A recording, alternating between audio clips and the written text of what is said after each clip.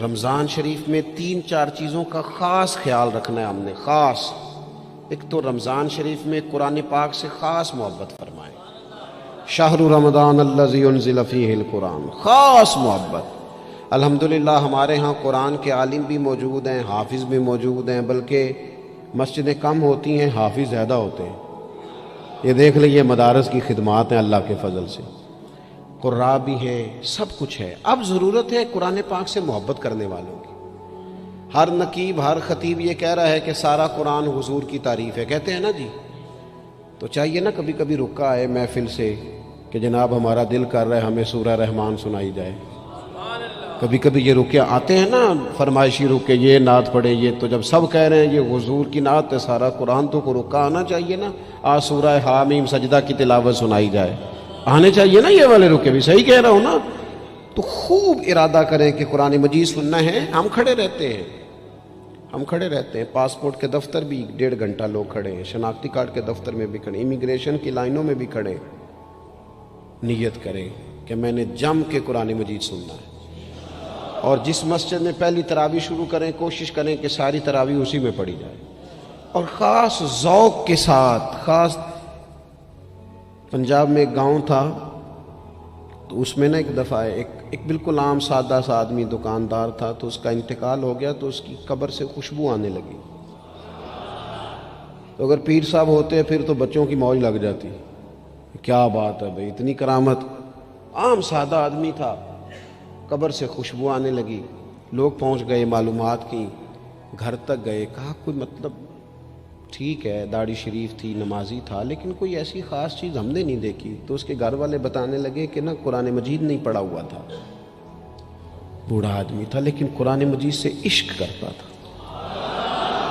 کئی گھنٹے قرآن مجید کو وضو کر کے اپنے پاس رکھتا اور پھر انگلیاں چلاتا اور کہتا میرے مالک نے میرے لیے جو بھی فرمایا ہے حق اور سچ ہی فرمایا ہے۔ اسے چومتا، پیار کرتا۔ اللہ نے یہ اعزاز دیا کہ اگر انتقال ہوا تو قبر کی مٹی سے بھی خوشبو آنی شروع ہوگی۔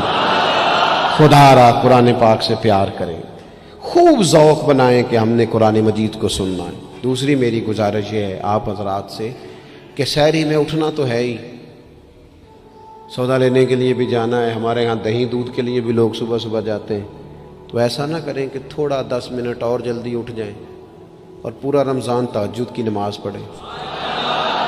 بڑی پسند ہے نبی کریم کو تہجد کی نماز۔ صبح اگر 2 رکعتیں نصیب ہو جائیں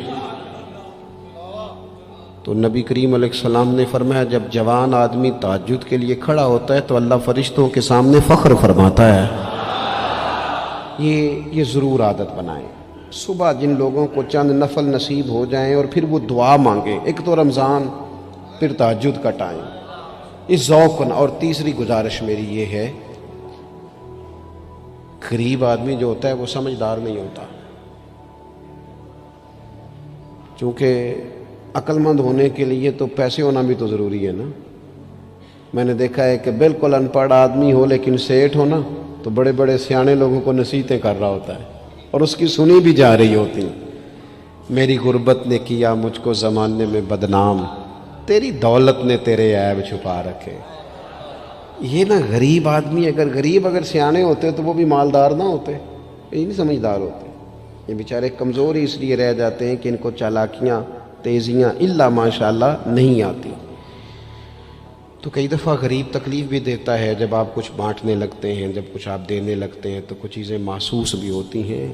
بندہ دیکھ کر خیرات نہ کریں، اللہ کی رضا دیکھ کر کریں۔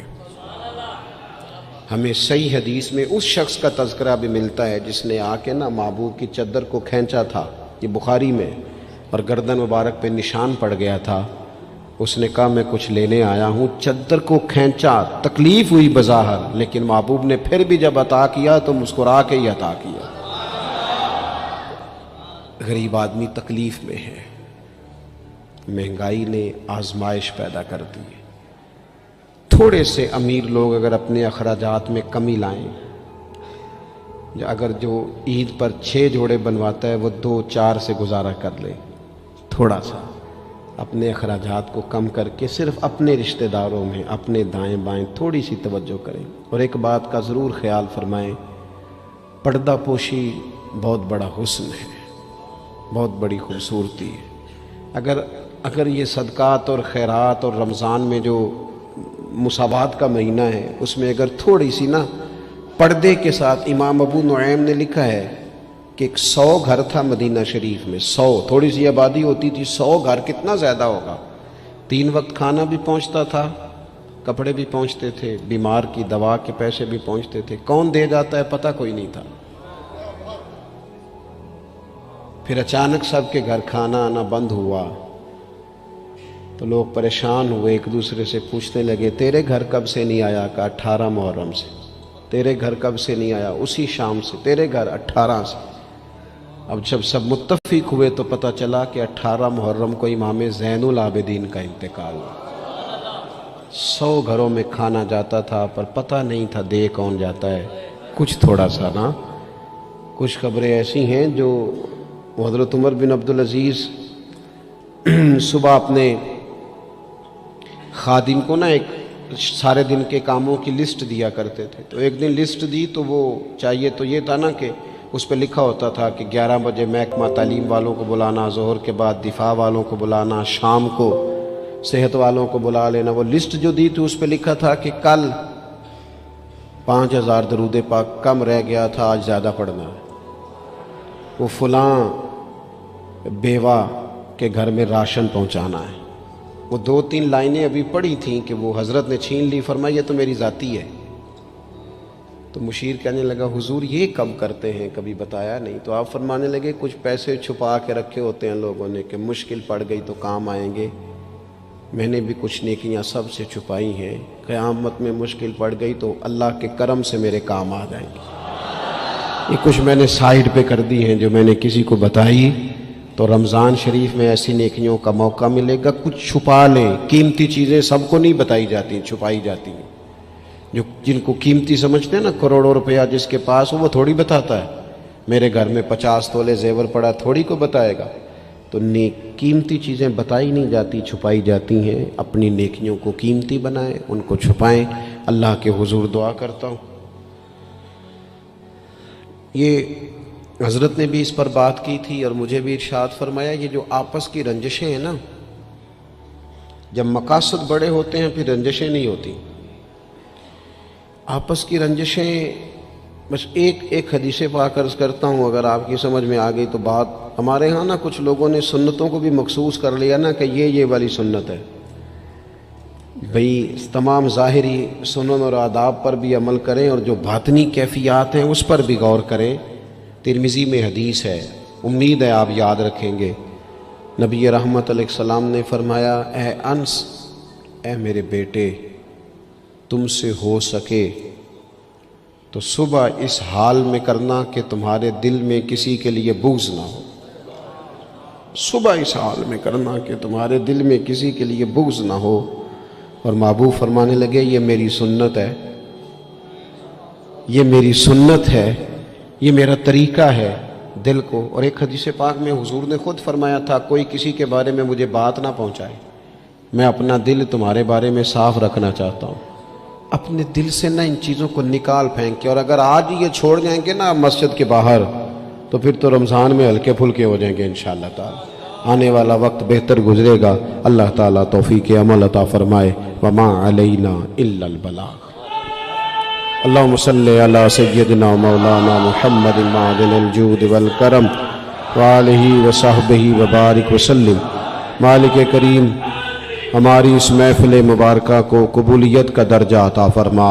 इतने सारे अहबाब शरीक हुए, उलमा, मशाइख, कारकुन, अल्लाह ताला सब की हाज़री को अपनी बारगाह में कबूल फरमा। हमारे गुनाहों को मुआफ़ फरमा, हमारी गलतियों से दरगुज़र फरमा।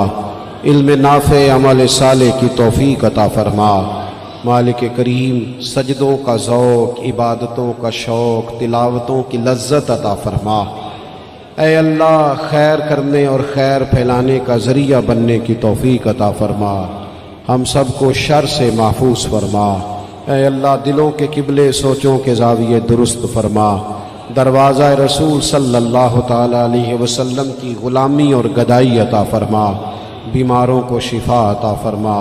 مقروضوں کو قرض کے بوجھ سے رہائی نصیب فرما، جو تنگ دست ہیں ان کے رزق میں وسعت فرما، امت کے حق میں رحمت والے فیصلے فرما، عالم اسلام پر اپنا خاص فضل و احسان فرما، پاکستان میں نظام مصطفیٰ صلی اللہ تعالی علیہ وسلم کے سویرے کو طلوع فرما، قرب و جوار سے دور دراز سے جتنے احباب آئے قدم قدم برکتیں عطا فرما، جس خوبصورتی کے ساتھ یہ اہتمام کیا گیا، اہتمام کرنے والوں کی کاوش کو اپنی بارگاہ میں قبول فرما، ہمارا خاتمہ بالخیر بالایمان فرما۔